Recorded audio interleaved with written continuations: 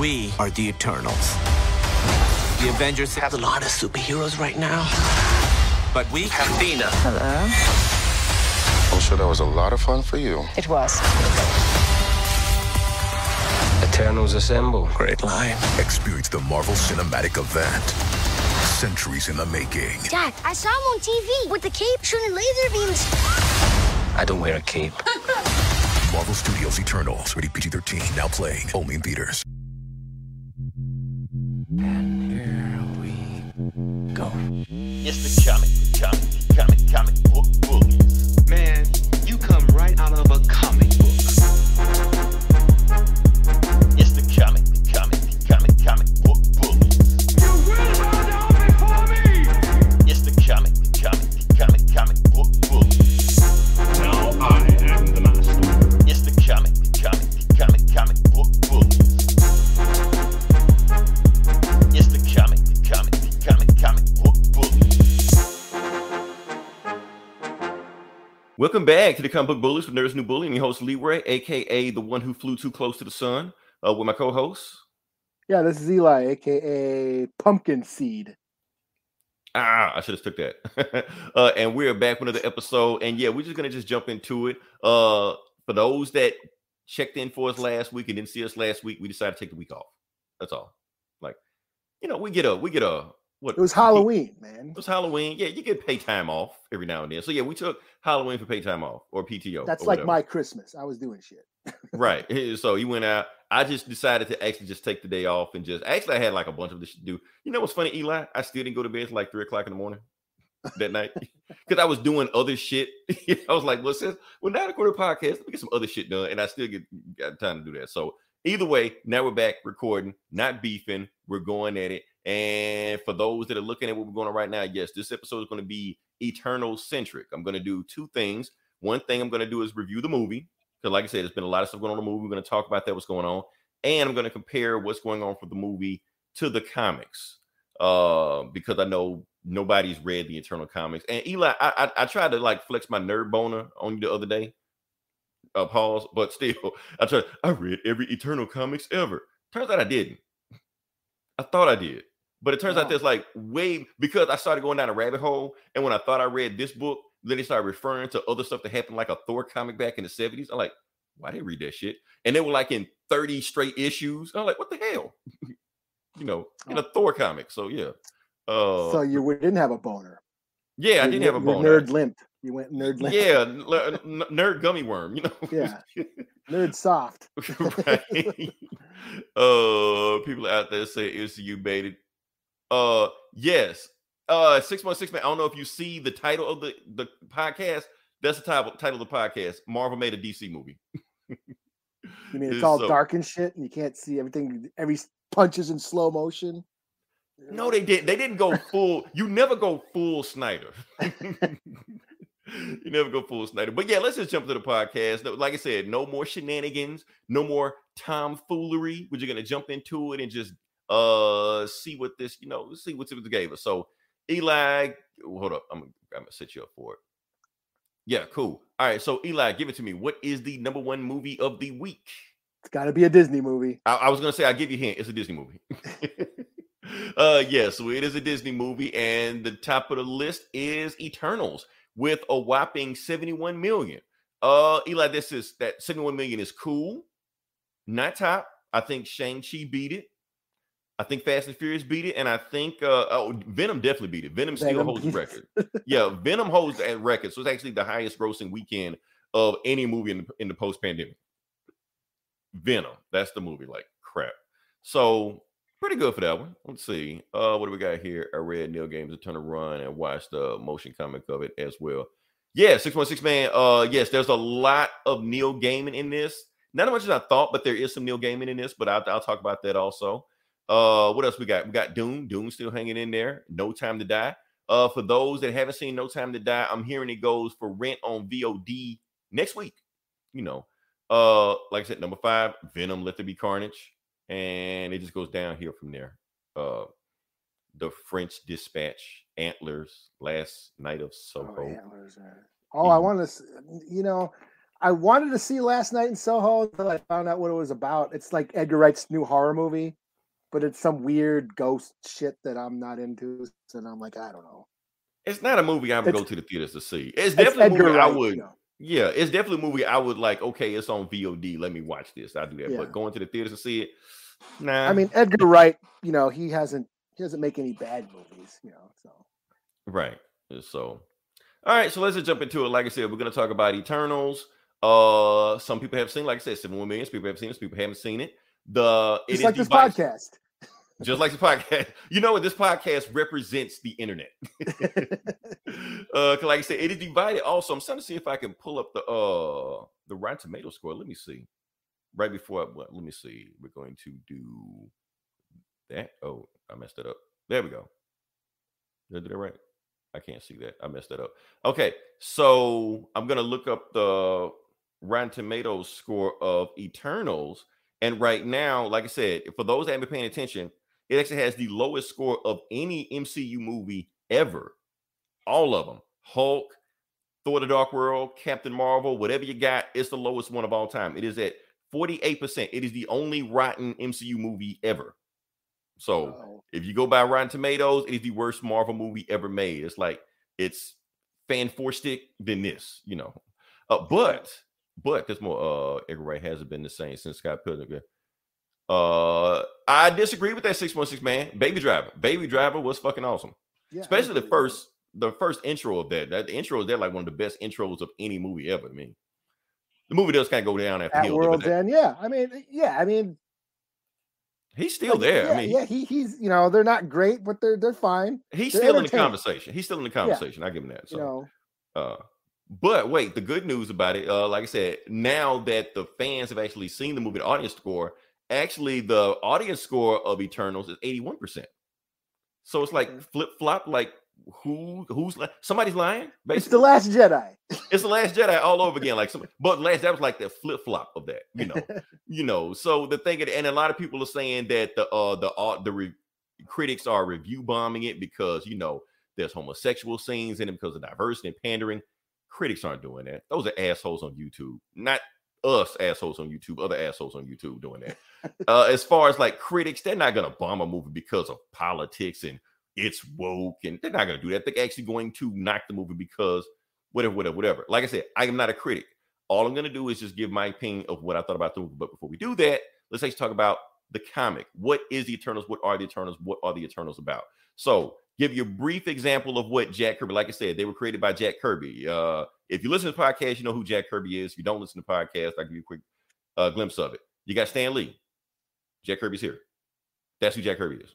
So he made a whole, everybody that you like, he made them. Stan Lee wrote it. Jack Kirby draws this shit. Right. And in some situations, some people say Jack Kirby actually wrote it also. Let him tell it, you know, but he defined all the superheroes. Right. Like all your favorite ones. Yeah. X-Men, Fantastic Four, Avengers, Iron Man, Captain America, Black Panther. He did all of them, you know, even jumped over to DC and did New Gods and Darkseid and all the stuff like that, which is where you get the Eternals from, because in the middle of him doing New Gods, DC canceled it. So he was like, well, fuck, I ain't got no job. Let's go over to Marvel, and went over to Marvel. And he basically kind of made the same thing of what he made with DC. He made the New Gods, you know. So that's why a lot of times people compare the Eternals to the New Gods. What do we got here? I saw critics say too much sci-fi. It's too much. How can you have too much sci-fi thought-provoking? Rather the typical Marvel formula. I thought they wanted something different-ish. Yeah, and I will get to that also. I'll get to that also. That is something to talk about in the movie also. But going back there, like I said, we got DC, we got the New Gods. And that's why, and a lot of times people thinking that this movie was only green light because DC greenlit the New Gods. So Marvel's like, let's have something to compete with that. You know, turns out they canceled New Gods because that's what DC do. They announce movies and cancel it. So they went ahead with Eternals also. Now, here's the thing. People know about the movie was inspired by Jack Kirby, but what inspired Jack Kirby to make the New Gods? Eli, have you ever heard of Chariot of the Gods? Mm-hmm. Okay, you've heard of Chariot of the Gods. We know what it is. For people that haven't heard of Chariot of the Gods, it's actually a novel that was written back in the 60s. Not fiction. It was actually like a document theory about proving. Joseph Campbell's, right? No, I don't think it was Joseph Campbell. It was some German guy. Oh, okay. But he probably read from that and took from there. But mainly what it's about is that people really believe that aliens came to Earth like back centuries ago and helped civilizations grow, like the pyramids, like the Incan and the Mayan temples. And, okay. I get. Yeah. Oh, yeah. Yeah, The ancient aliens. Yeah, shit. Yeah, that thing. So that all came from Chariots of the Gods. That's all. Love Ancient Alien Theory. Yeah, so Jack Kirby read that book and got inspired to make that. And he actually makes a lot of reference to that book in the original Eternals comics. Chariots of the Gods are true. All the characters say that stuff, you know. So basically what it's boiled down to, the space, the comic is actually like really kind of religious. That's almost what Jack Kirby was trying to do. He was trying to like build his own mythology, build his own religion, whatever you want to call it. It's all about how the space gods created us. It pretty much has the birth of creation in there. Has pretty much the end of civilization in there. It explains about. I'll talk about more about that also. But first, let's talk about the character. Like I said, who are the Eternals? Oh, the Aztecs came from Mars and shit. Aztecs came from Mars because they're too primitive. To build this stuff on their own. You know, the Sphinx, the African stuff like that. They're too stupid to do this stuff on their own. It had to be aliens. You know. Man. They didn't know the world was flat 1,000 years before Europeans on their own. Exactly. Never mind that, you know, you learn the people that made up this stuff learn how to bathe from other countries, learn math and deodorant from other countries, you know. But that's neither here nor there. We're getting off subject. Back to what we were talking about.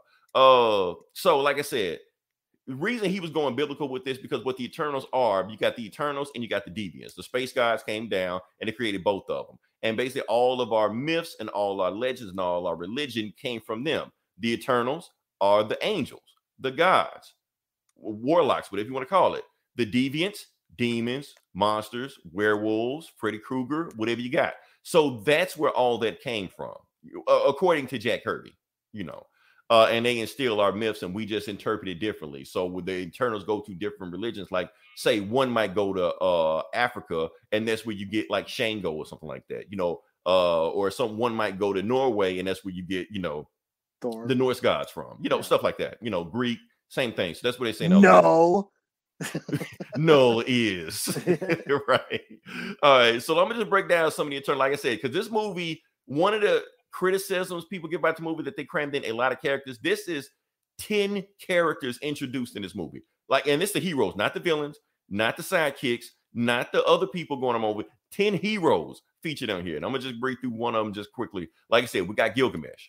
Now, in the comics, they call him the Forgotten One. He's not even named Gilgamesh until like 10 years later on after he was, and just what he looked like right there. Like I said, he is his power, and that's the thing about the Eternals, they all have different powers. He is the bruiser. He's the big bruiser. He is the strong one. He is the most powerful one. Sometimes he'll even fight the other Eternals just because he gets bored, you know. Like I said, he was in some Thor comics, stuff like that. But otherwise in the movie, he's pretty much what you expect. Phastos. People are getting controversial about Phastos. So Phastos is in the comics also, not a Jack Kirby creation. He actually came a little bit later on. Like I said, he's not Paperboy. He's some big, beefy, roided out wrestler looking dude in the comics. But they have similarities. They're both the IT tech guy. Why does the IT tech guy have like muscle on top of muscles? I don't know. You know. And I would think he ran. I think he would be like the speedster because of his name, but I guess not. Well, no. Well, see, that's the thing, because all of them are based on like Greek myths. So Phastos is like Hephaestus, you know, the god of technology in Greek myths. So it all connects together. Yeah, it all connects together. Who else we got? We got Ajax. Ajax is a big change because Ajax in the comics is a dude. A dude. I'm trying to find it. I can't find it. Fuck, can't find it. Anyway, Ajax is a dude. So, but the thing is that Ajax in the comics and Ajax in the movie have the same powers. Their power is they talk to the gods. Boom, that's what we look like. Weird ass costumes like that. They're the only ones that can talk to the gods. And that's it. And I also liked it that they actually still had, you know, somebody of Hispanic origin to play Ajax, because in the comics, Ajax was an Incan god, or considered an Incan god, worshipped as an Incan god. So, okay. So I would have felt weird if they got like a white guy to do that, but you know, whatever. So at least they got that much right. What else we got here? Druid. Now, that dude. Yeah. I'm pretty sure he's in some kind of movie or another movie. I've seen him around. Yeah, people. I guess he's got one of those faces. I guess. But anyway, so Druid. Now Druid in the comic, like I said, we know about Icarus. Druid is Icarus' cousin in the comics.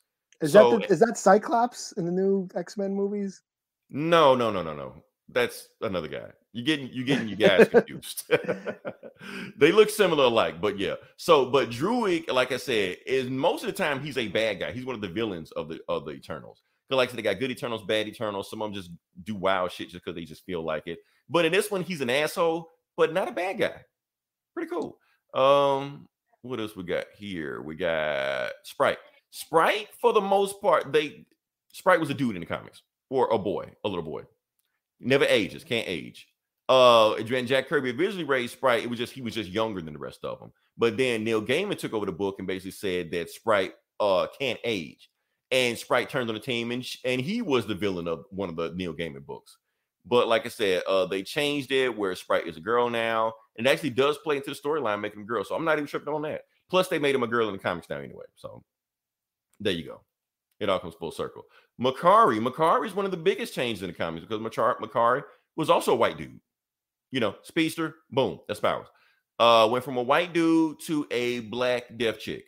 So there you go. And not my Eternals. Right. Not the ones I didn't read, you know. And you got Icarus. What do you expect?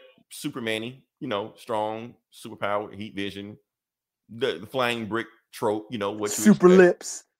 Right, all that. The ladies were crazy every time he showed up on screen, stuff like that. He's the white guy on the team, so you know everybody automatically assumes he's the hero. So he's the star. Yeah.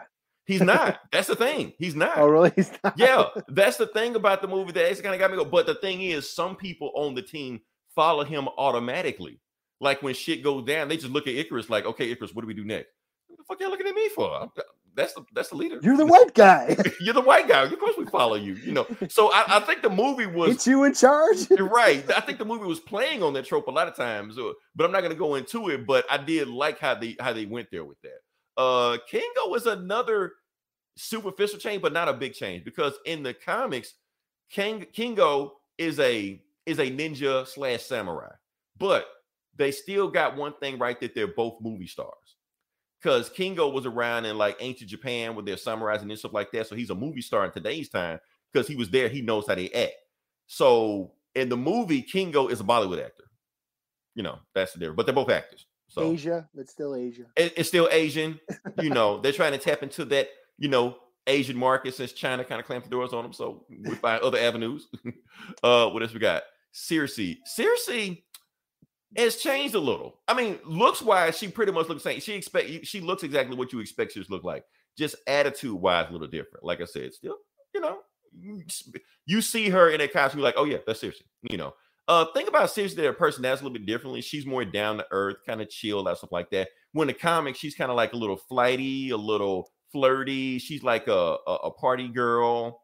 Basically, it's like if Kim Kardashian has superpowers. She was they were hip. This was the 60s. They were hippies. Yeah, so you had to have that one. You know, the one. So that was seriously, you know, she's already partying and all stuff like that. What else we got here? Oh, Athena. Yeah, Athena. So we got Athena. And that's the thing. Like, if I was to cast Circe in the 2000s, she'd be played by Angelina Jolie. You know, but we got Angelina Jolie playing Thierny, who kind of like a bootleg Wonder Woman, I think. You know, and it's weird because in the comics she is kind of different because she's in love with the deviants. Like, it's a deviant she's in love with, General Crow, which the movie kind of hints at and plays around with, but that's the thing going on with that. So she likes the bad boys. Yeah, she liked the bad boys, and he's like, I can change for you. I'll leave. So it's like a Romeo and Juliet type thing with them. They even got kids in the comics, you know, but they can't tell anybody, you know, because she's like Olivia Munn. She says she's all nerdy and hangs out with the geeks and loves video games, but then goes and bangs Aaron Rodgers and shit. Right. Then Tree Crew to the DC New Guys, Eternals, Eclipse Comics, Captain Victory, prequels is major story. Yes, that's why he caused Ragnarok, because he was trying to have the new guys become the new gods. You know, that's what good on you, 6.6 man. That's exactly what happened. So like I said, I think I hit 10 characters, but that's it. So there's 10 characters in this movie. That's a lot of movies. So that's the thing. Now let me just dig into the actual movie, what I think about the movie. Like I said, what I said before, I think this is a DC movie disguised as a Marvel movie. And I think that's one reason why the Rotten Tomatoes scores is the way it is, you know. the director Chloe Zhao even came out and said that one of her inspirations for making this movie was Man of Steel. Zack Snyder. So there's a lot of talking. I'm trying to think what makes it. Yes. Because like you have your Zack Snyder shit, and then you have shit like Aquaman and Shazam or Wonder Woman. You know, it ain't that. It's Snyder. It's Snyder. It's a Snyder movie, so a lot of talking and very slow-mo and dark. There's no slow-mo, but there's not a whole lot of fighting in it. It's not. Well, I put it like this: it's not as much fighting as you would expect in a Marvel movie, because you know how Marvel movies are. Boom, boom. Every scene pretty much ends with a fight. Every 5 minutes, there's some kind of pizzazz. Something, a joke. The Marvel razzmatazz. To keep your attention going, otherwise you fall asleep in your popcorn, you know. So, but this isn't like that. This is a lot of talking, a lot of this movie is kind of like a character. This is Star Trek. It's more Star Trek than Star Wars. It really is, you know. A lot of people are debating about philosophical discussions in the movie. What should they do with their power? What shouldn't they do with their power? That ain't gonna fly over. That's, you know, right. And the thing is, like, right. And when they're talking about these scenes, like, they're not undercut with a joke. You know, they're not like, well, what about blah blah waka waka waka? None of that. So when a scene is serious, it ends seriously. Like it's weight to it, like a movie. You know, they don't just undercut it. Just like it's real cinema. I'm not going there. I'm not going there. I'm not saying. I'm not going to paint myself in the corner. Because comic fans are in the audience. Punch something. I could feel that I would have Zack Snyder liked the movie because his entire fan base turned on social media because he liked to do Batman movie. And they'll be all right. But all of a sudden, they like this movie. Hashtag Zack Snyder is the blueprint. What else we got going on with this movie? Main thing because the movie because like I said, the Eternals are basically gods, and the movie treats them like gods. They're not like humans, like Tony Stark, stuff like that. All they do is just talk about what they can do for humanity, what they can't do for humanity, whether they help and whether they're not helping. A lot of talk. But the action scenes when they do show up, I thought were pretty good, better than what I expected. The third act actually bumped the movie up another point for me. Like most of the time in these Marvel movies, when you get to the third act, that's when everything goes to shit. You know, like, oh, here we go. This one, I think the third act actually stuck the land. The third act, like, oh, okay, we got some shit going. You know, especially where their powers just go nuts and stuff like that. Now, I will say this about the Eternals, that their powers actually nerfed from the comics. In the comics, they pretty much all have the same powers. They all can fly. They all can whatever. In this one, they have different skill sets in the turn down. Only Icarus can fly. Only Circe can change matter. You know, only Makar can use super speed. Where in the comics, they matter, huh? No shit. Yeah, in the comics, she can just look at you and just turn you into a frog or whatever the fuck, you know. But in the movies, you know, she actually has to physically touch you to do something. But she doesn't do it to people because it instantly kill them. So she just only does like inorganic objects. So she might touch a tree and turn to water, some shit, you know. But she can't do it from far away. Like she Dr. Manhattan. Yeah, but Dr. Manhattan just look at you and just do the shit, you know. Yeah. But yeah, so she doesn't do that. Trying to think what else can I talk about this movie. It's like I said, a lot of talky. But I like the philosophical discussion. I didn't feel like the movie was slow. There is a lot of movie in this movie. Like I said, you got 10 characters.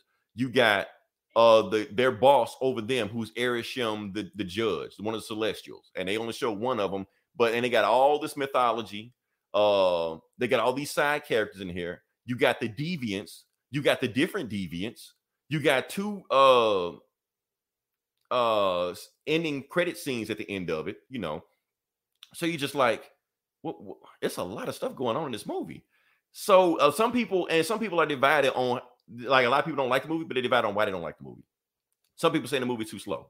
Some people saying the movie wasn't long enough. You know, which is it? You know, one or the other. How long is it? It's 2 hours and 37 minutes. I think it may be the third longest Marvel movie. It is pretty long. I don't know if it beat Infinity War or not, but it's pretty long. And like I said, they jam pack a lot of stuff in there because you get to like an hour and a half into the movie, they're still introducing characters. Like you looking around like, where's this guy? Why hadn't this guy showed up yet? That's in the trailer, you know. Then he finally shows up. Like, damn, okay. So they cram in as much as they can to the movie. Plus, you got flashbacks of what they've been doing all throughout the centuries and stuff like that. and why they don't interfere with Thanos or any other war, any conflict, or slavery or any of the shit like that. You know, they don't go there, but it was in the back of my mind, like, why didn't y'all stop slavery? You know, or any other atrocity, you know, going on some shit, you know. They just throw some throwaway line of why they don't interfere with anything, and you just kind of, okay, you go with it. So my thing is, a lot of people, your opinion is going to view in this movie basically depending on how well you connect with these characters. I connected with these characters fine. I think everybody in this movie stood out on their own. Some people had more screen time than others, but the characters that got low amount of screen time still made an impact. I walked through this movie, I like, okay, this guy with that guy. And some people are saying that, you know, the movie was woke and it's checking every diversity box and stuff like that. Sometimes it's a good thing. All right, they could have made this movie where everybody was a white guy except about 2 or 3 people. And then you be looking around like, okay, which one is which? Which one is which? Go with the Power Ranger, you know, aspect. The Power Rangers are classic. They color-coded everybody by racism, and you know who they are. The Black Ranger's black, the Pink Ranger's a girl, the Yellow Ranger's Asian. That racist, probably. You got 2 white guys, but the blue one is the beta male, and the red one is the alpha, you know. Boom, and the white one was the leader. And the white one was the leader. So there you go. So you don't have to. So nobody ever watches Power Rangers like, which one is which? No, you know. So you know the same thing with this movie. And another reason why I think it was a DC movie, because like I said, all the Eternals have different power sets and stuff like that. All of their power sets came from the Justice League. I won't say all of them, but they very much. Icarus is very much Superman. They don't even pretend like he's not Superman. They even call him Superman in the movie. Like one of the people call him Superman in the movie. There's a Batman reference. They have more references to DC comics than Marvel comics in this movie. That's another thing why I think people don't like this movie, because they're like, well, how does it tie into WandaVision or Loki? Like, it doesn't. It doesn't reference any of that shit at all. It's just Galactus ain't in this? What the fuck? But people thought Arishem was Galactus. That's the thing. So they just saw some big space monster. Ooh, that's Galactus. Like, it's not Galactus. Arishem has already been in comics. That's the thing. So none of this ties in to anything you've seen before in the MCU. If you're gonna watch the Eternals, don't have to worry about watching 50 movies and TV shows to prepare for this movie, because none of it's gonna matter. It won't save you.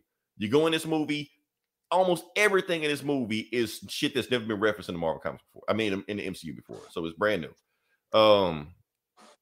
Yeah. So I think I hit everything on it. Yeah, I think I hit everything on there. So overall, I'm gonna get my rating 3.5 out of 5.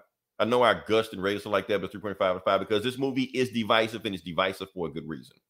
Reason it's divisive is because it changes up the Marvel formula. Some people are gonna like that, some people not gonna like that. It doesn't tie into anything, so. If you've been watching other stuff, it's not gonna, you know, reward you for watching other stuff. Some people are gonna connect these characters, some people not. The storyline is a little bit slower pace. So this doesn't set up Blade, or it does. Or it does set up Blade. Yeah, it does. It does. I just go ahead and spoil it. I spoil it for you, but you won't know it unless you. Okay, I tell you the second credit. So there's vampires in it.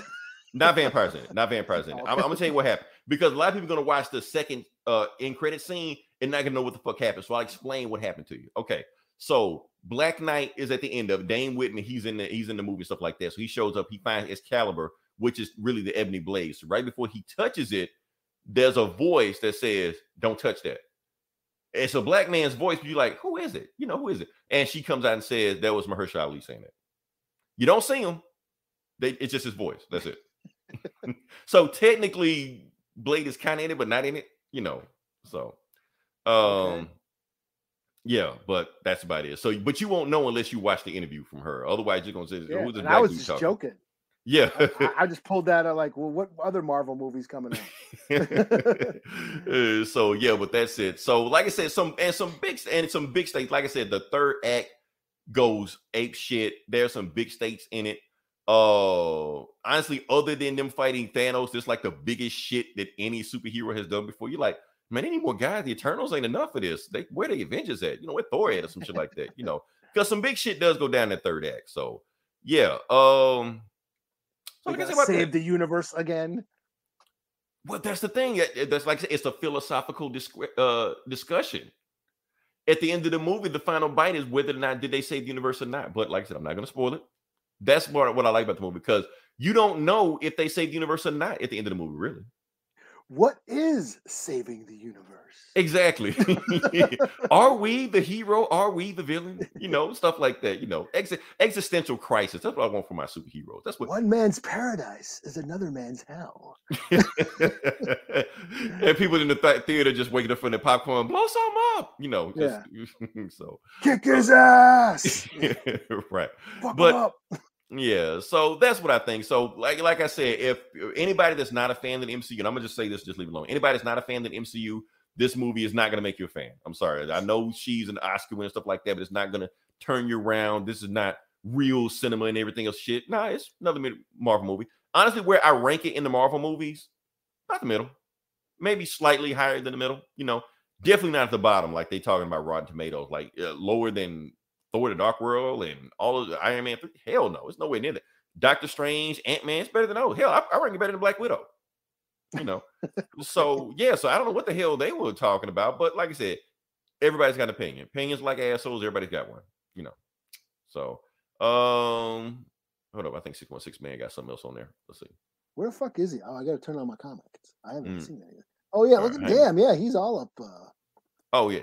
616 Man, did you watch it, or are you just guessing like absolutely correctly on everything? You're like, I don't need to see. I know what happened with the movie when it was Zack Snyder movie because the entire fan base turned on him. Yeah, we saw that. Avengers fans were hyped because of Black Knight. Well, here's the thing: there are no Black Knight fans. Sorry, even people that read Avengers, nobody really cares for the Black Knight. Selection Marvel effects, basically creation of everything, and then plant selection eggs and planet and create superhuman. Some power protect the Earth and get it. Protect the egg from devouring on the Galactus. 616 Man, that's actually half the plot. Actually, very, very close to plot. I won't really get into the plot, but that's all what happens. Yeah, Earth is just a big ass egg for a baby celestial. So that's plot. All right. So I think you're up next, Eli. Let's see what we got for you. Oh yeah, I'm gonna give you one because I need some water. I've been talking too much. So I don't know what this is, but I'll let you dig into. Oh, this is, I guess Marvel is doing a Halloween special next Halloween for Disney Plus. Okay. And they cast a Werewolf by Night, Jack Russell. I'm trying to get his name right now. He's a Mexican guy, so he's not white. Okay, because Jack Russell was always white in the comics, but yeah, Gael Garcia Bernal is his name. He's a Mexican dude. I've seen him. I think he was on Agents of S.H.I.E.L.D. Maybe. Not sure what he's from. Oh, he was in Transformers. Oh no, maybe he's not. I don't know.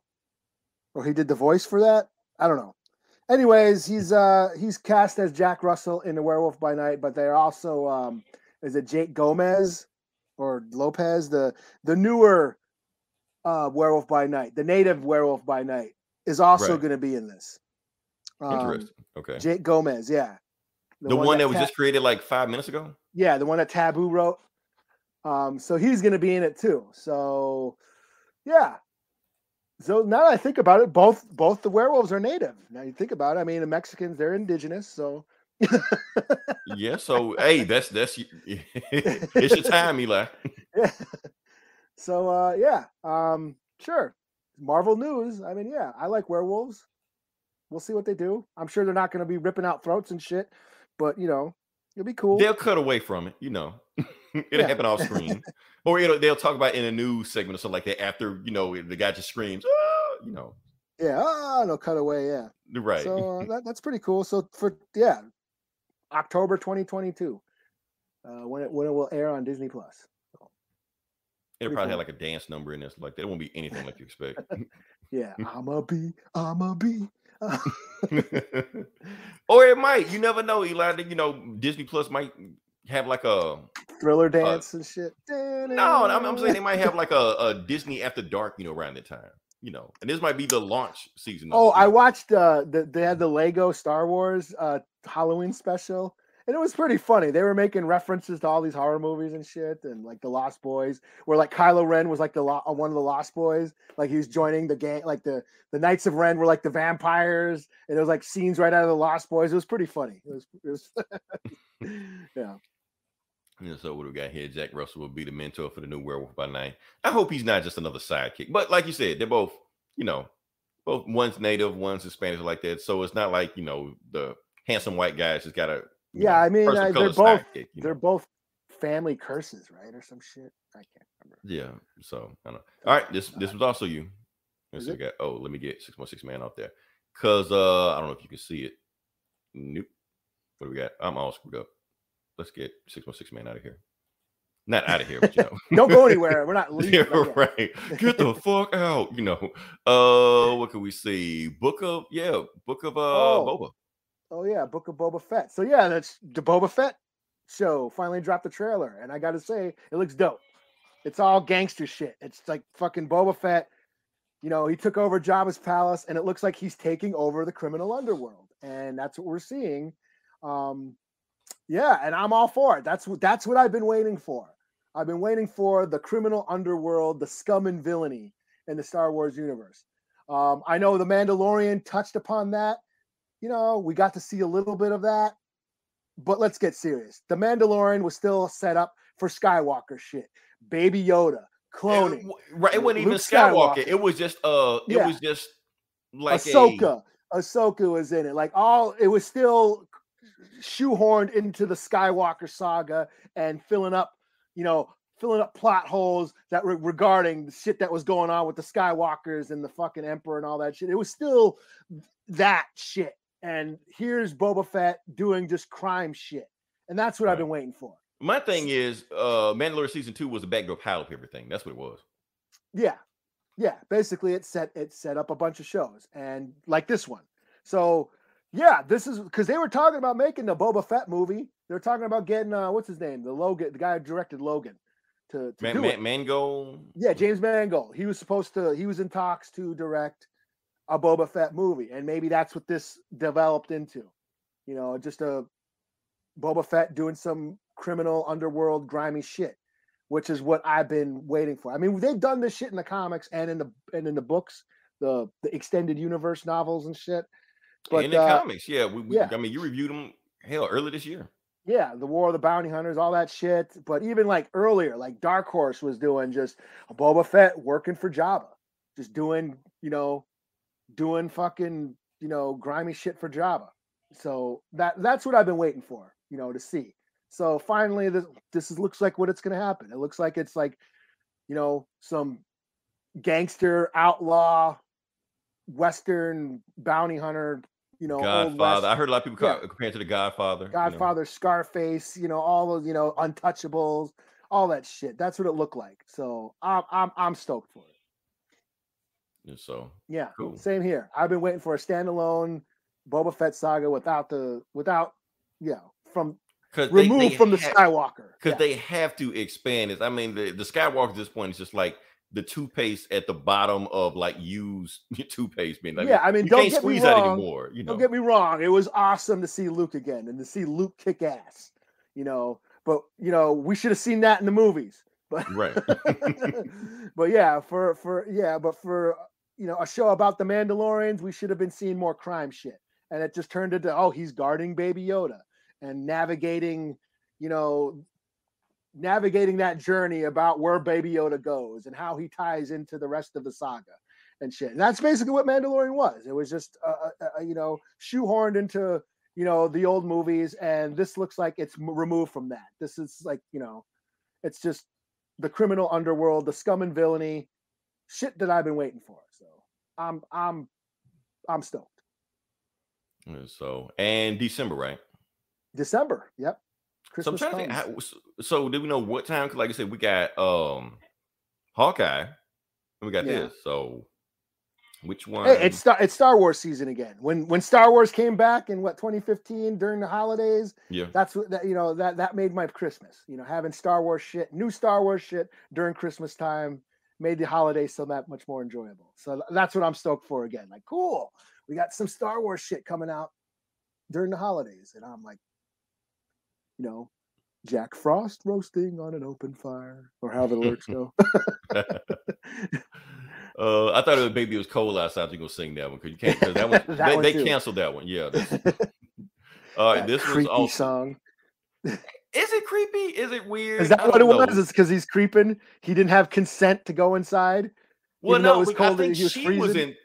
Well, Or no, something. because I How's thought she that? was in his house. She was in his house, so he wouldn't let her leave or some shit. Oh yeah, some shit like that. Some consensual. Yeah. Yeah. Anyway, like I said, we're too woke nowadays. But this is yours also.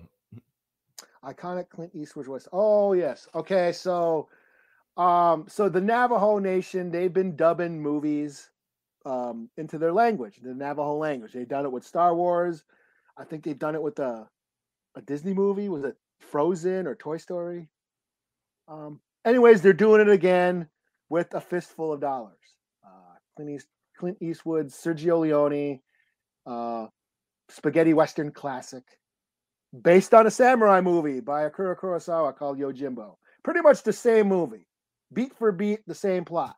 Only one's a samurai, this one's a cowboy. So yeah, that's pretty cool. You know, them preserving their culture through pop culture, preserving their language through movies. Pretty cool. So Subtitles, no subtitles. I'm sure there'll be subtitles. You suck.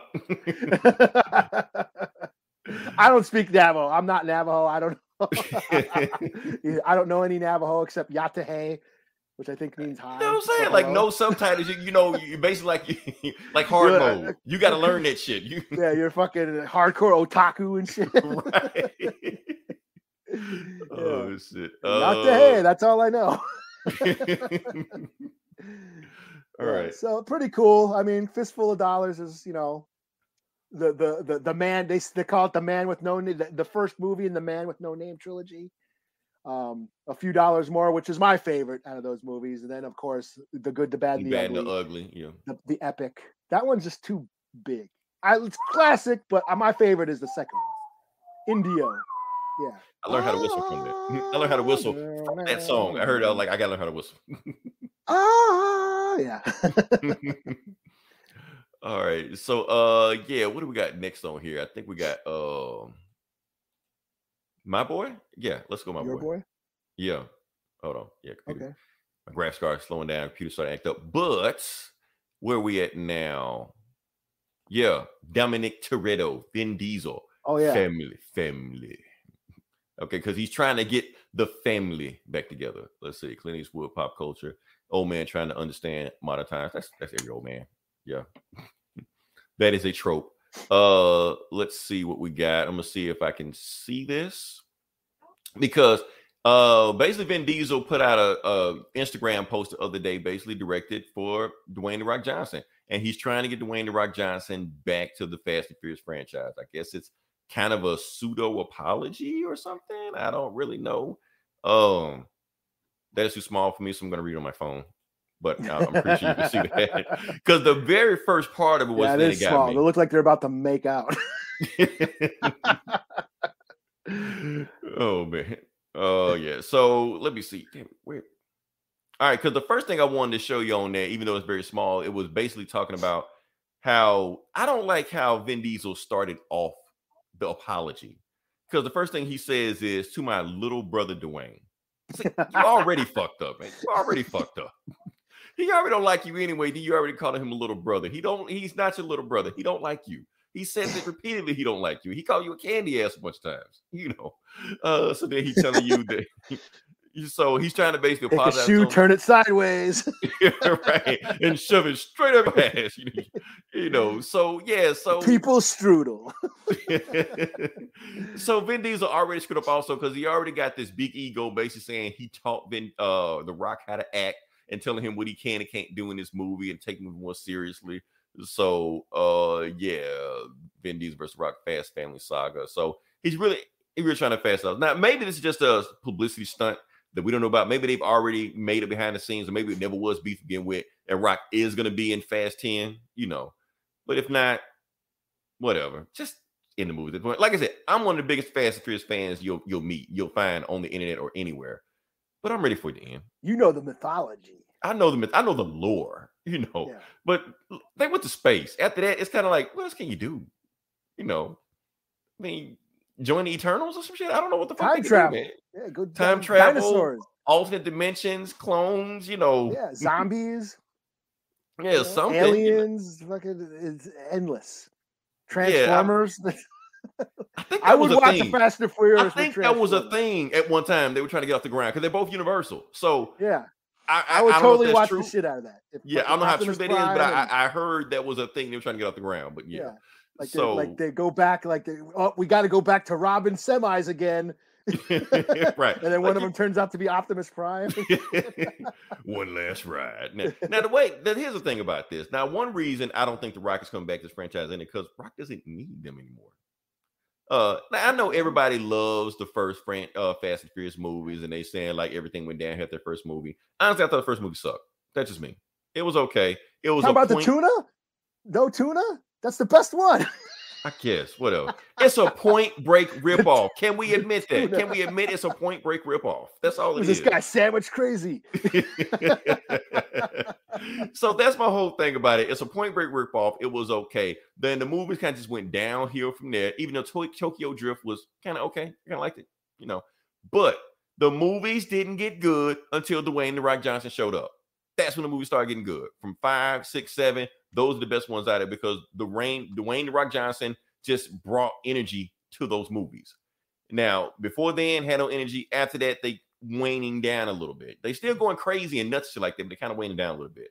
But if The Rock ain't coming back, we don't need any more of these movies. They can let it go. They can style. Vin Diesel can find something else to do. Doesn't he have another franchise? Well, don't he have Calvin and Hobbes or whatever it's called? Oh yeah, and he wants to do that. So why he come back to them when he already got his own Fast and Furious franchise?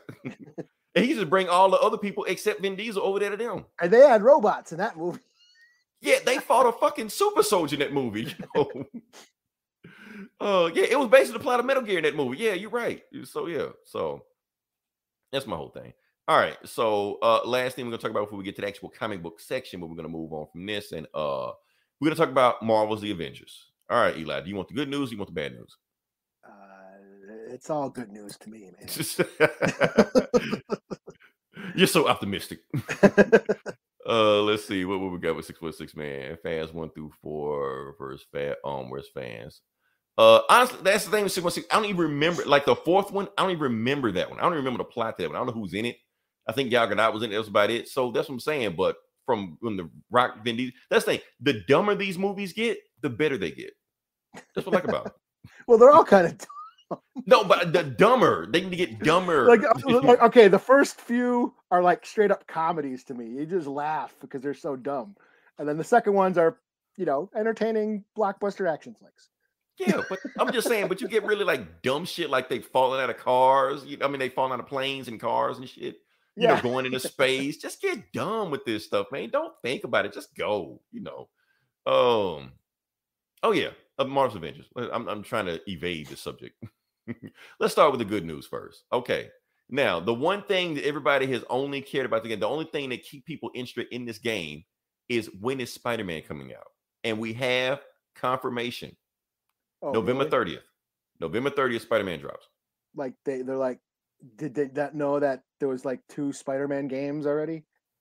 Yes, and people don't care. They want him in this game. Like, why when you can play other Spider-Man games and for a fact he won't be as good in this game as he is in other games? But they're like, "Where's Spider-Man?" Fast Spirit Tokyo Drift. That was hilarious. It was hilarious, but I still like it. Out of the first 4, that's my favorite. It goes Tokyo, Japan, like Tokyo, Minnesota. Not Tokyo, Louisiana. Right. Tokyo, Japan. Oh, I get it now. Oh man, it's so but that's the good news about it. So Spider-Man actually comes out November 30th, but bad news only on PlayStation 4 and 5. So on my PC, on my Xbox, I don't have an Xbox, but I may or may not get one. I don't get to play it, so that's my it. Now, another bad news about it. Honestly, I think once they put Spider-Man out, I think they're done.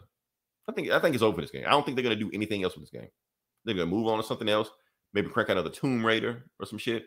Another Final Fantasy and just isn't this bombing? Like, why do they keep doing this shit? Oh, they're bombing hard. That's the bad news I was going to talk about because doing the quarterly reports, the CEO of Square Enix said this game was a disappointment, like to the shareholders. So that should tell you right there, this game is in trouble, or just dead. Not even trouble, just dead. Marvel game fans sound like they want to upgraded Ultimate Alliance reboot with all Marvel characters. They have that. It's on the Switch. They have it. It came out last year, you know. But here's my thing. As far as how I feel about this game, it's one of my favorite comic book video games out there. I think it's one of the best ones. Now, not like you got Arkham, you know, you got Spider-Man. I think it's that tier down there. I think the next tier, you know, in that range, you know, Marvel's Capcom, Injustice, that range right there. Because it gives you what you want. Like everybody plays differently. You got Hulk hulking around. You got Thor throwing mole year. You know, hell, you got a whole Black Panther DLC 2-hour campaign mode. I mean, what else do you want? People still complaining.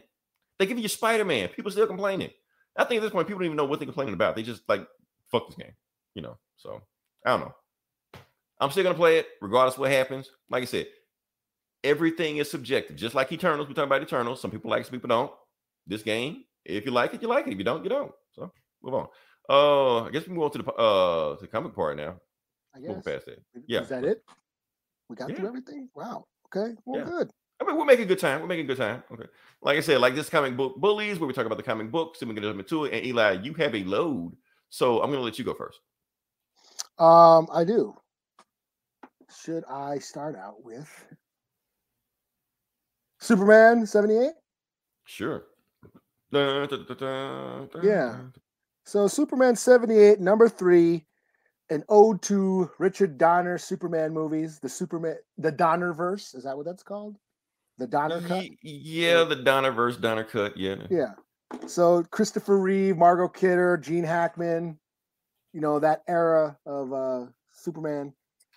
This story has Brainiac coming down to Metropolis, threatening to shrink it unless Superman surrenders, to which he does. He surrenders to Brainiac. Brainiac takes him up to his ship, shrinks him down into Kandor. He goes to Kandor. He finds his mom and dad. Wait, I think they. Okay. No, because not according to this. I don't know. I'm not the biggest Superman fan. I mean, we saw the planet blow up, but this is the Donnerverse.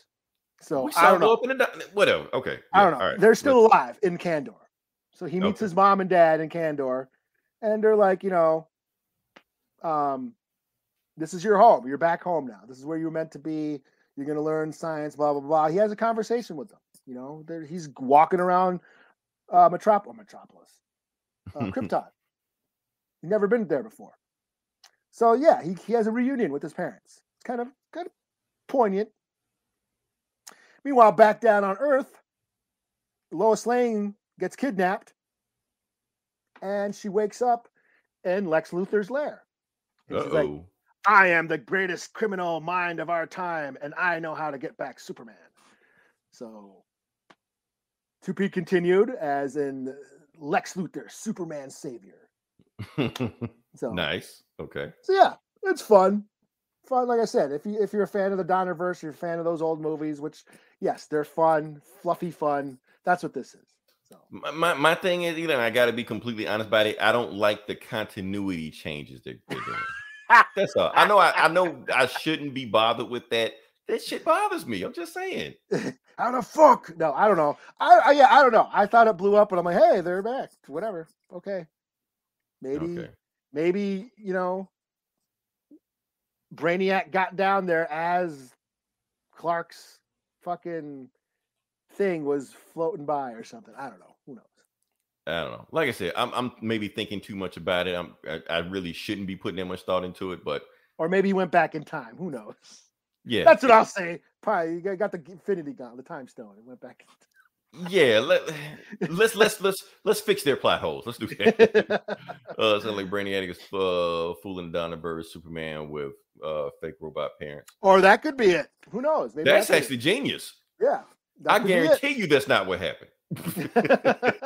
Or they are just projections of the fucking. I mean, that would be genius, yeah. But I guarantee you that's not what happened. They did. I bet you the people that write this book, if they heard that plot, they'd be like, "Damn, why didn't you think of that?" Just so. So 4 out of 5. I'm liking it. I'm digging it. No, it's fun. Okay. All right. So my book I got, like I said, I only got 2 books. So I'm gonna make it count the best I can. This book I had to review. This is Rocket and Icon. Like I said, we're doing more milestones. That came out this week. Yep. Oh shit. I gotta well, review them because DC Universe give them to me for free, so I'm definitely gonna review them. Oh well, I guess I'm getting it spoiled. So good. Okay. Yeah. This is what some shit goes down in this book. Let me see if I can show you the cover of it because the cover of it is kind of interesting. It's add to stream. Boom, there you go. Okay, so it's the cover of Icon like with his hands up and then Rocket, throwing the middle finger. It's almost like an exact replica of Boondocks. Oh yeah. Which Reggie Hudlin wrote this book and also had a hand in the Boondocks, animated series. So I'm almost guaranteed that is direct reference to Boondocks. That's just me. Anyway, moving on past that. I didn't see this shit. Yeah, so I would have got it if I would have.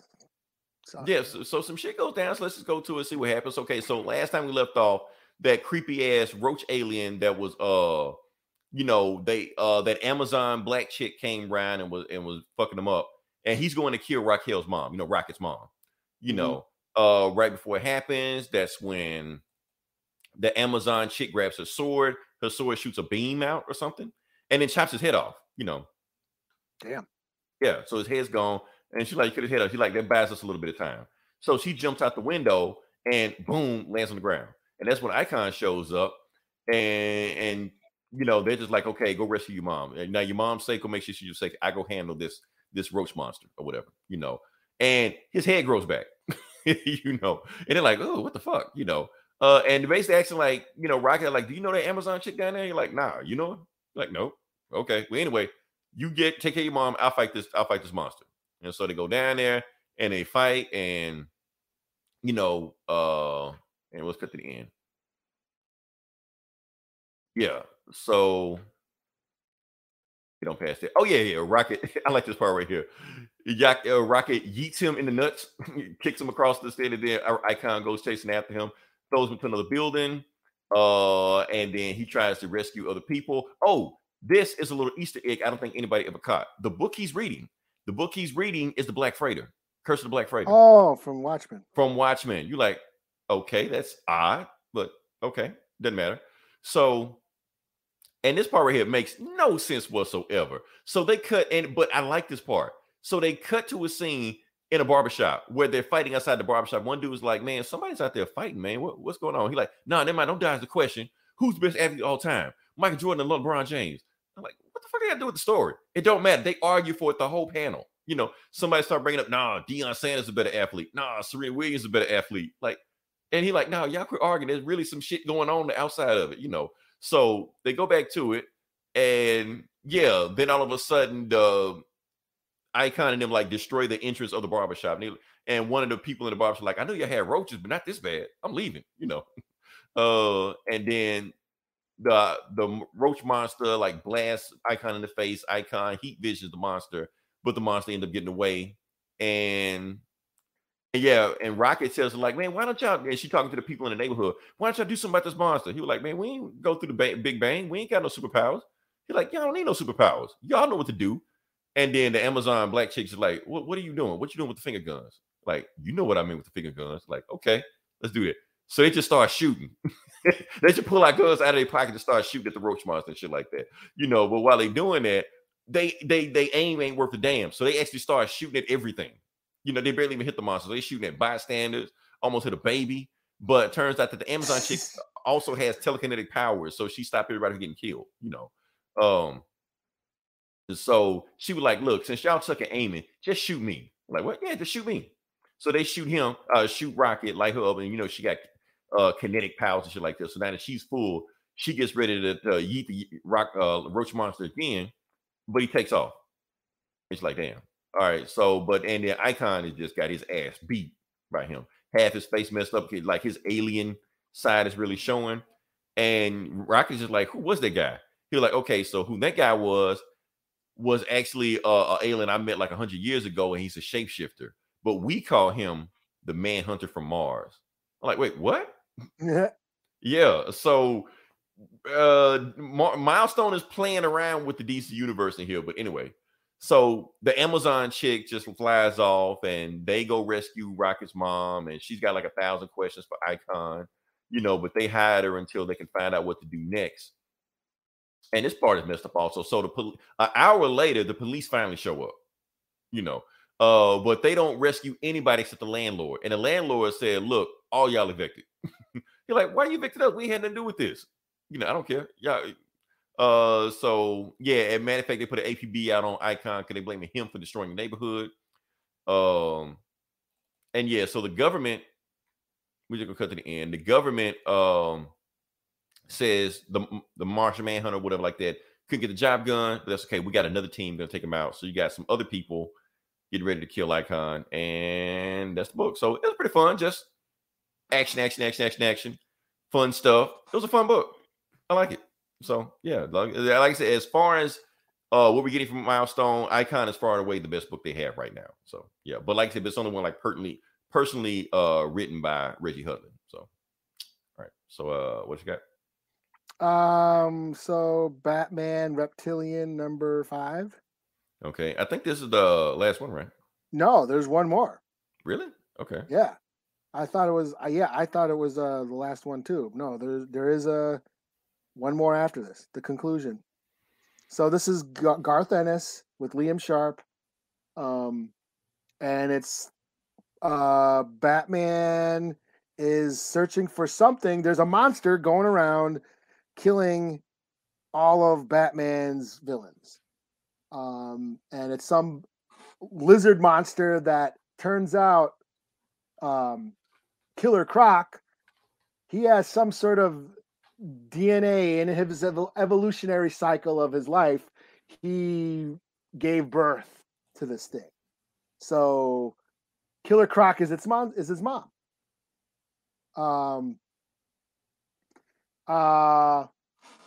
So basically the monster is trying to reunite with its parent, with Killer Croc. And then, so that's where we pick up here. They're trying to escape. This thing's after them. Batman and Killer Croc are running through the sewers while this thing is chasing them, and they're having a conversation. Basically, Batman's, exposition dump, talking about his DNA, and, some lizards are trying to, spontaneously reproduce like he did, and some of their young will try to eat their mother. Wow. Okay. So that's why they think that this thing is trying to do. He's trying to eat its parent. So that's what they're doing. Batman basically goes, you know what? I got an idea. I'm gonna take care of this. And at the end of the book, he dives into the monster's mouth. Well, that's not very smart. Yeah, and that's what it says, to be continued. Okay. Well, obviously, Batman's not gonna die. So yeah. So he's got a plan. He's got something in his utility belt. He prepared for this. So, yeah.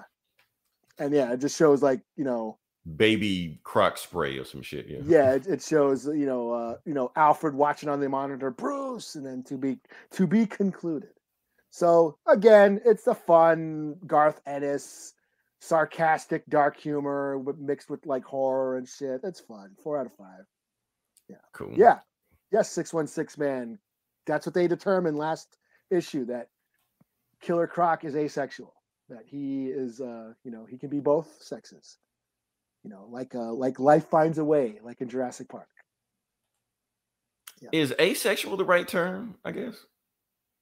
I don't know. We'll go with it. Yeah. Something that he's able to reproduce. Yeah. So I guess it is asexual reproduction. Yes. Like seahorses can do that. Starfish, some frogs, some other species can do that, and this thing is after it's basically looking for nutrients and trying to feed and going after its mom or parent, whatever. I'm not going to assume genders. Exactly. All right. Like I said, we've been talking about Eternals, all stuff like that, and everybody most people have read Neil Gaiman's run. But since I didn't really have many books to read, I decided to go ahead and review Jack Kirby's old run of Eternals number 2. Hold on, we got the Reptilian reproduce like that. Yeah, some reptiles reproduce like that. Yeah, chameleons, I think. Maybe lizards. Some lizards. Maybe. Oh wow, you've been commenting? I did by accident. I was trying to type it in, but I commented by accident. So I'll delete that later on. But yeah. Yeah, but like I said, we're going to review Eternals number 2. Just the old Jack Kirby shit, like back in the day. you know. Basically just give us an idea of what the Eternals is. I'm trying to see if I remember everything that happened in this book. Because like I said, these old books, they cram like a ton of shit in here, but then we'll just go with it. And even on there, it says, even better than Chariots of the Gods, which he's talking about that book we just talked about earlier. So anyway, they're in an Incan temple, and a shadow goes over the entire land. And what is the shadow? It is the spaceship of the space gods, you know, the Celestials. So it shows what it looks like. And if you see it, it actually has an Incan design on it itself, which means that they influence the Incan culture just becoming here, you know, because they're gods, you know. So like I said, so the main deviant, General Crow, who's also in the movie, they briefly mention him, but he's Crow, and he's upset seeing the space guys again. Look, we're ready for you. We've seen you 1,000 years. We're gonna kill you. You think you got it? We're gonna send you packing back at space guys. So lightning strikes his feet. You know, they were like, quit saying this dumb shit. You pissing off the guys. You know, I don't care what they are. I'm right out here. Screw the guys. You know, and then runs. You know, we know what he really said, because basically what's going on is that. We'll come back to later on what happened with it. But anyway, the temple is getting destroyed. They run out of there and they run to the very end of it. And they get to the bottom of it and they find out exactly what happened with, like, why the deviants hate the space gods so much. The reason they hate the space gods is because way back in ancient times, the deviants took over the world. They took over everything. They enslaved humanity. Everything was them. And they was all about reproducing, debauchery, all the stuff like that. Technology, they enslaved humanity. So when the space guys came back to check on to see what they did after they, created everything, the deviants attacked them, thinking they would come and attack them. Space guys didn't like that, so they nuked them. You know, thousands of years before a nuke was even born. The nuke was so powerful it bounced from continent to continent, destroying everything, flooded the entire world. That's where the Great Flood came from. So, and the Eternals didn't do anything to stop it. They just let world be what it is. But Icarus flew down to see what was going on. And lo and behold, he saw a giant ark floating by. So he decided to help the ark by showing them where to come to, you know, for a mountaintop. So that's when the people, you know, the guys with them, travel guys with them, like, wait, you met Noah? You're like, yeah, Noah's cool. Big beard. Cool guy, you know, the raincoat and shit. Right. So he was like, so there's only one way. So the space guys are coming, but I can't understand anything they're saying. But there is one person that can understand them, and there was an Incan god. They used to call him Tuca. What do they call him? I'm screwing it up. Tuca. Is it an Aztec? What is it? It's Incan, but I tried to Google it, and I don't think it's a thing. I think it's just some shit Jack Kirby just made up. But anyway. Because I know some for like some of them South American tribes, like Incans and Aztecs. Okay. You're not supposed to say their names. That's what I hear. Some of their gods, you're not supposed to say. Well, fuck, Eli, you should have told me that. Yeah. But let me all right, let me see, because I think I can yeah, okay. I'm gonna see if you can name. Yeah. Tekumatstin? Yeah, I'm not I don't know, but okay. Yeah, I'm not familiar with it, but yeah. Okay. And if you did know, you don't have to say it. Okay. Yeah. I don't want you all of a sudden you get struck by lightning in the middle of the podcast. I don't want that to happen. So yeah, or we get canceled by, you know, South America. Right. But anyway, he's gonna resurrect this Incan god. This Incan god has actually been holed up in this place since then. So he knows how to unlock it, and you know, and so he does something. Reanimates him or whatever like that, and he forms himself, and it turns out it is Ajak. Ajak was the Incan god the entire time there. I can totally see just Kirby just totally having fun drawing this shit. Yeah, all this Kirby shit, you know, all the light, they call it the Kirby crackle, you know, all the stuff like that. So that's the thing. So he resurrected Ajak. Ajak was the Incan god because he was there when the space guys were there originally. And since when they left, he stayed there, and they just worshipped him as a god, just gave him a name, you know. So he's like, "Hey, Jack, you know me? I've been here the whole time." He's like, "Oh, so you're the Incan god?" "Yeah, it's me." You know. Well, so, here's indoor plumbing for your people. Right. Exactly. Oh man. So, and it turns out not only resurrected Ajak, but he resurrected all these other cultures from other races and stuff like that, and they're helping out, you know, speak to the space god also. So they go into this room. And basically, the guys are like, "Oh, this must be just ground control." You know, basically, they're setting up weapons, setting up equipment to talk to the space guys. because Ajax is the only one who can talk to him. He's the only one that can understand him. He basically is the only one they like, So they get ready to talk to him, and all of a sudden, one of the space guys comes down, and it is Erisham. Erisham, the leader of the fourth horde and fourth host. Sorry about that. And Erisham is like the main celestial we meet in the movie also. So basically he's there and his judgment. And what is he doing? So he is here and he's going to be here for the next 50 years. And he's going to decide whether or not humanity needs to be judged. If he thinks... How did the Celestials look in the movie? They look like that. Kind of. Okay. Yeah, they look pretty good. I'll be honest with you, Eli. Okay, that's another thing I was going to say about it. There's a jump scare in the movie. It's not large Mars level. Not large Mars. It's not large Mars level, but you're chilling, you're relaxing. And I promise it wasn't just me, because everybody in the movie, they're like, well, when Erisham shows up. And everybody's like, oh shit, holy fuck, when he just shows up, But it was like that. So they actually pretty good, Cool. Let's see. Kirby's obsession with ancient mythology, same very mind-bending stuff. Like, you gotta remember this, back in the 60s, the 70s, stuff like that. This was mind-bending at the time. Now it might become a little bit outdated, that there is no God, there were just aliens. Right. So yeah, but they did look pretty good in there. So like I said, old Kirby shit. All that first run of Eternals was shit like this, where they reference, biblical stuff or historical stuff, and it turns out the Eternal was there the whole time doing stuff, influencing stuff. So when he got away from the run, all Marvel wanted to do was just, how can we work this in the Marvel canon? And that's all they care about. They didn't care about all the stuff Kirby's doing. They just went, how can we make them Avengers? And that's why nobody gave a shit about the Eternals after that. So, yep. Overall, pretty good book. I give it a 3.5 out of 5. Like I said, the Kirby art is an acquired taste. If you're into it, it's a fun read. His writing is an acquired taste because, he said, have at you, shit like that. Behold, and I will hasten, shit like that. You like, some of you just kind of, you just got to get used to. When you get a rhythm of what Kirby is giving you, it's cool, but you got to be in a mind frame to take it in. So that's all I got. So what you got from there? Just my indies I got left. Cool.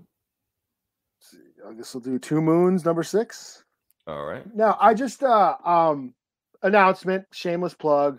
I recently started writing for a website called A Tribe Called Geek. It's a native nerd website similar to Outright Geekery, where they just cover nerdy news and tie it to indigenous culture, indigenous nerds writing about pop culture, comic book reviews, movie reviews, all that shit that we do on here. And I did a review on the volume 1 of Two Moons, the graphic novel. I've been reviewing it on here too, but I decided for the website, I wrote a review for the volume 1, the graphic novel, the first trade. So that's on there if you want to check it out. A Tribe Called Geek.com. There's some more of my articles up there that have been posted. But so this is the new arc, Two Moons, number 6. It's the new story arc. Basically, Two Moons is it's that horror book about the Civil War, this native soldier in the fighting for the North. He can see demons disguised as humans, and he fights them. So it's a horror book. Pretty cool. Monsters, violence, blood. And, as a horror book, it's fine.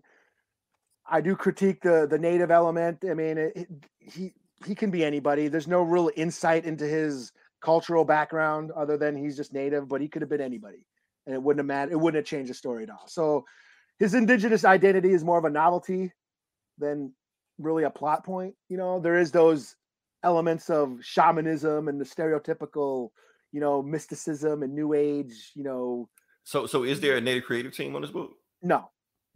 Figures. Okay. Yeah.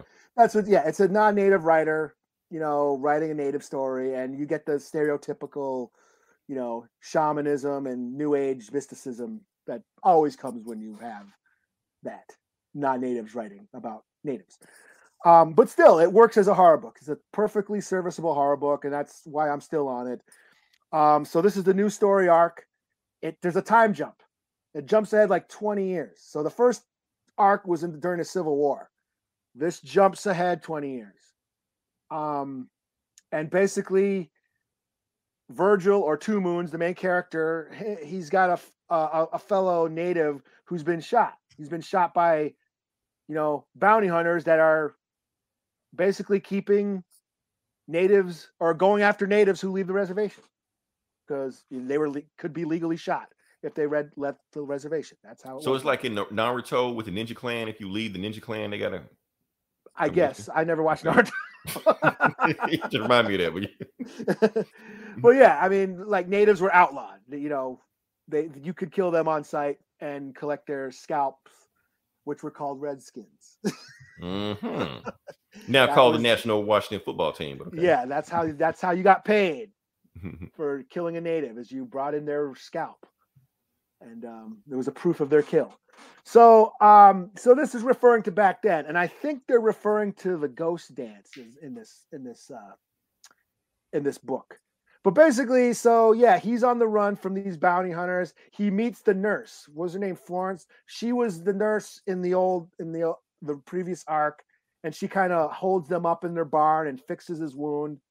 And then the bounty hunters show up, and Two Moons has I wasn't sure. Can he control a wolf? Because a wolf comes out and chases the bounty hunters away. And I couldn't tell if he turned into a wolf or he had control over wolves. Like he can control animals. So a new power. He has like that kid on Game of Thrones. The one episode I did see. You're talking about Bran, who can go into minds of things, and control. Yeah, they fucked that. He could have did so much cool shit. I don't know why he didn't take over a fucking dragon and just fucking don't get me started. Yeah, like I said, I look past. I came out the door knowing all the stereotypical shit. So it's like, that's how we do it. That's how we deal with it. It's always there. It's constant. So I look past it. Okay. How is the story? How is it? Like I said, as a horror book, it's fine. As a native book, yeah. But I turn that shit off because that's just how you just gotta. I ain't got the energy to bitch about everything. That's the yeah. When you're a person of color reading this nerd shit, some shit you just gotta just turn your brain off to, or just turn the blinds to. Otherwise, you can't be into it. Yeah, at all. So. If I was outraged over every little microaggression, I would not smile at all. And the thing is, that's the reason why a lot of people of color can't get into this shit, because they see this shit. Some people can turn their blind eye to it. Some can't. Some people just look at this shit like, no, I can't do it. Yeah. So yeah, that's what's going on here. He has some new powers. And like I said, they're referring, like I said, the first book was about the Civil War. This one, I think, is later on where we're dealing with the native exile, where the West was starting to be colonized more. This is the late 1800s now.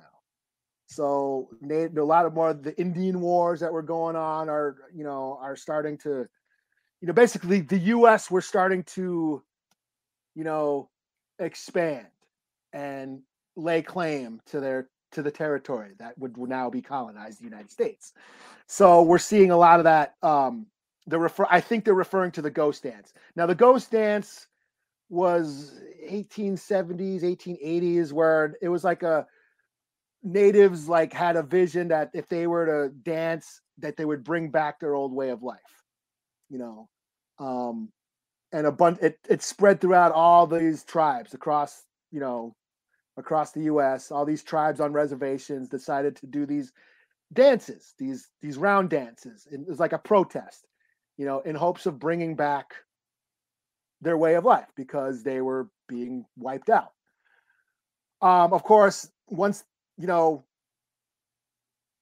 cavalry heard of this thing called the ghost dance, it freaked them out. So that's what led to massacres of Wounded Knee and Sand Creek and stuff. This is where, we're going into that. So is this real? Yeah, this is real. Okay. This is what really happened. So this book is making references to his actual history. So yeah, I mean, and that's the thing. This book does bring up, like I said, the first book was about the Civil War, and using the indigenous character, it does bring up the theme of native genocide and colonization, which is, sure, it works for that story, and this continues in this story arc. So we're seeing like, America's past coming to haunt them, because there's this one scene where the bounty hunters get attacked by ghosts, so it's got that native burial ground, the Indian burial ground trope sort of idea lying underneath it. The Indian burial ground trope where, yes, the house is built on an Indian burial ground and it's being haunted by ghosts and, disturbing the peace of the white folks who moved there. Wow. That's basically, and it's in a lot of movies. It's in The Shining, Amityville, Pet Cemetery, Poltergeist, Scouts. Cosby Show had an episode of it one time, but yeah. I mean, it's a common trope, and that's like the only thing. And we talked about, when I was doing the Geek Savs, we talked about this a lot, about how natives never being in horror movies. And Fat T, shout out to Fat T, he brought this up. He's like, you know why? Because we were the natives were the monsters. Indigenous were the original boogeymen of the United States. We were the monsters. So so the Indian burial ground trope just brings up the ideas of white guilt. It's almost a form of another, it's like almost like a second colonization when I think about it. It's like, okay, you wiped out the Indians, you built your suburban houses on their land, and now they're haunted. And you need to get rid of the ghosts so you can live in peace again. You got to win the West again, so your house is nice and livable again, and comfortable for white comfort. You know what I'm saying? So that's what this sort of brings up. Now I'm thinking about it. He's using the writer's using the indigenous identity to bring up America's, past atrocities to indigenous people, which is fine. It's just, if this was in a native writer's hand, there'd probably be a lot more insight to it, but Poltergeist, you're right. Poltergeist. Yeah. Poltergeist, Pet Cemetery, they had it in It, the new Stephen King's It movie had native shit in there too. Scalps. Is it in the original book? They're in the original book. There's some native stuff in the original book too. Stephen King just had that in there a lot. So, but yeah, I mean, like I said, as a native story, it's okay. As a horror book, it's fine. 3 out of 5. So, I'm not sure if he's turning into a werewolf. It's kind of cool, but also kind of stereotypical, because natives that's like a native power, shape-shifting. It's like in Twilight. Was it Twilight? Yeah, where they turn into werewolves. But that's like a thing. That's like a native power, shape-shifting. I don't know if you watch Reservation Dogs. When they're playing I Want to Be Your Dog, the DJ on the radio is playing the song I Want to Be Your Dog by the Stooges, and he's like, oh, here's I Want to Be Your Dog. Sounds like a shape-shifting song, and he made that joke. So yeah, it's like I said, it's fine. I can see, and I'm sure there's some natives who would like read this and say fuck this shit, and I totally get it. But like I said, I'm turning my brain off. Just it's a native in a comic book kicking ass. And sometimes that's all we want. Yeah. I mean, got to crawl before you walk, I guess. So yeah, I mean, at least you got a character. And so maybe somebody will take that character and eventually do something. Yeah, skinwalkers, that term gets thrown around too loosely. And from what I've understood, skinwalkers are like witches, but they get thrown into, they're werewolves too. So native culture has just been so homogenized and ripped apart and misused and all that shit. So yeah, I guess the last book I'll do will be Orphan and the 5 Beasts. Orphan and the 5 Beasts, okay. James Stokos. Now, I've never heard you talk about this book, but I think it's like on issue 3 or something. No, this is that kung fu book with thunder thighs and shit. Oh, it must have been a while since it came out. Yeah, it's been a while since the last issue. So this is issue number 3. Well, it's James Stokey or Stoko or however you say his name, and he's writing, drawing, inking, everything. I mean, his shit is just so detailed. You know. Oh shit! I should get off the guided view. You know. I do this sometimes myself. Yeah, I mean, where's a good, cool ass panel? But he's super detailed. You know, he gets really detailed. So I can see him like really taking a while if he's doing everything himself. Oh yeah, I can see that. The detail on that shit. But basically it's 5 deadly venoms. The student by the request of her former master is basically been told to go find these other former students that learn kung fu from her master that are using it for criminal purposes. So she's going around finding all these ex students who are now outlaws and bandits and shit, and she's fighting them. So that's basically what's going on. Last one she fought Thunder Thighs, the guy who could with the big giant legs who can like crush anything. And in this one, wait, Thunder Thighs is a dude? It was a dude who crushed the that whole horse. time I'm thinking it's a chick, No, like Megan it's Thee a Stallion dude. or some shit, And he like crushed a horse. He was riding a horse and like squeezed the horse and it exploded and shit. Okay, that's not what I had pictured in my mind, but okay.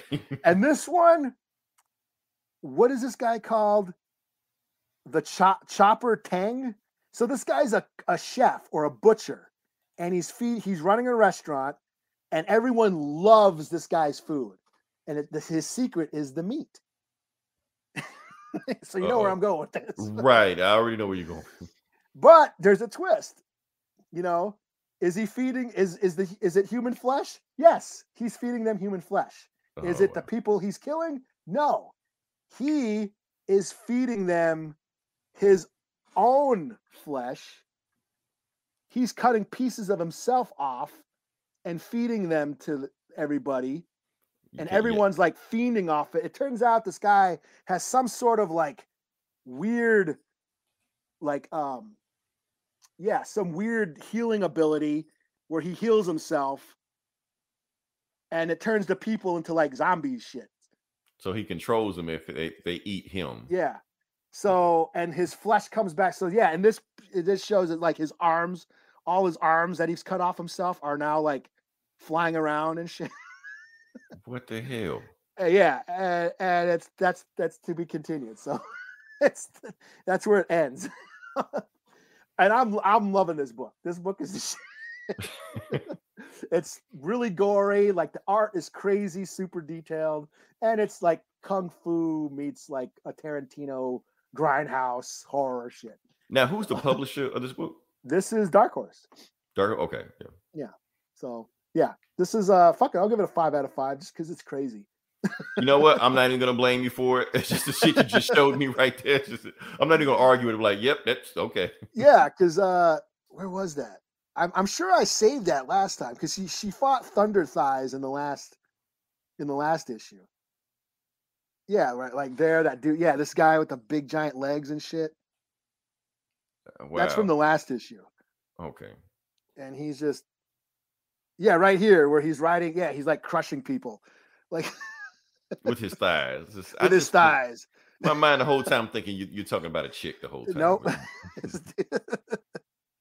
Yeah, he specialized in kicking and kneeing and shit. It's yeah. Yes, it feels very grindhouse. So like a kung fu flick. It's basically the plot of 5 Deadly Venoms mixed with a horror grindhouse cheesy B movie horror. So, yeah, so I'm digging it. Cool. And that's all I got. Well, that's all I got. Like I said, it was light week for me. I'll come back to new stuff. For those who don't know that have been listening to the podcast, I'll just tell you that some good news happened. I am finally back in my apartment. For those who don't know, for like the last 5-6 weeks or some shit like that, I haven't been here. I come here just to record a podcast and I have to leave out of here. So no more of that. Now I'm getting back settled in. So yeah. How far is like your place from where you had to go? Like how? 40 minutes. Something like that. Oh wow, is that far? Damn. Yeah, another town. Yeah. So that's good. And I just go there and then come back. But either way, I'm getting more acclimated back in my place again. I'm moving all my stuff back how it was before. getting more comfortable. So yeah, just get to relax. Like I get to sleep in tomorrow. That's a first. Normally I have to edit this podcast and then be out of here before it's even uploaded. But now I can sit there and relax. So yeah. So shout out to my boss because he caught me one time where I did a shitty job uploading. One time he was like, man, like half the episode was cut off. Like, so appreciate him for giving me that constructive criticism. So yeah. But we'll come back next week and give you some more stuff. Don't know what's gonna happen. Probably talk about the Spider-Man trailer because I have a feeling it's gonna drop tomorrow. Oh, okay. Oh yeah. I have a feeling. We'll see. But until then, this is Leroy. This is Eli. We'll talk to you guys next week. Same bully time, same bully channel.